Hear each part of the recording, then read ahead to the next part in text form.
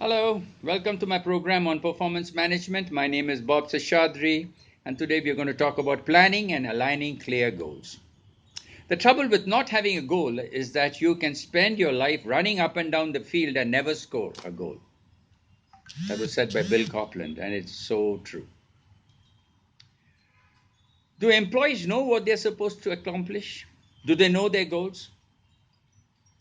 They probably know enough to do some of their jobs tasks well, but they probably don't know enough to become spectacular, self-directing, and self-monitoring.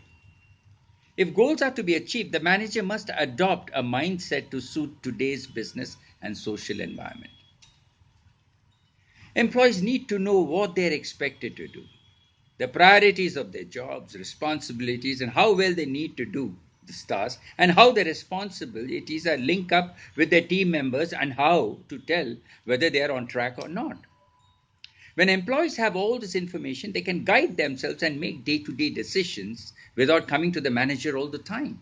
Since they know what success means and what might show up problems, they can make corrections on their own or work with you to solve the problems later.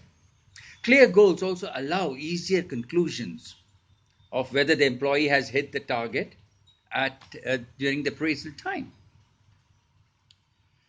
So during the performance planning, work with the employees to secure and agree on measurable goals and objectives and the results the employee is expected to achieve during with numbers and quantities, not vague terms.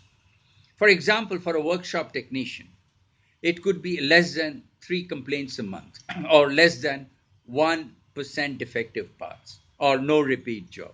Goals can also describe what you want, like repeat customers, or what you don't want, like repeat complaints.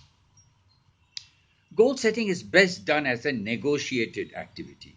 If you have provided the employee with an understanding of his or her job, the employee can develop a preliminary set of goals. Start by asking what he or she thinks need to be accomplished and how to measure their compliment, their achievements, and then negotiate. Change goals as needed. You may not you may need to change the goals as the situation changes. Don't think it's going to be fixed forever. Do not feel it is locked you in a set of goals that you have negotiated with the employee and therefore you can't move. No, the marketing world is different today. If those goals no longer fit, revisit them and change them as the situation demands. You can focus too much on the details of the job goals, trying to get them just right. What's more important is that you and your employees share the same understanding. Ensure mutual understanding. You and your employee should agree. So before you finish setting goals, have the employee restate the goals in his or her words and compare them with your understanding. Make sure they are in line. Be practical in setting the goals. But sometimes goals are easy to measure and are least important. Be realistic.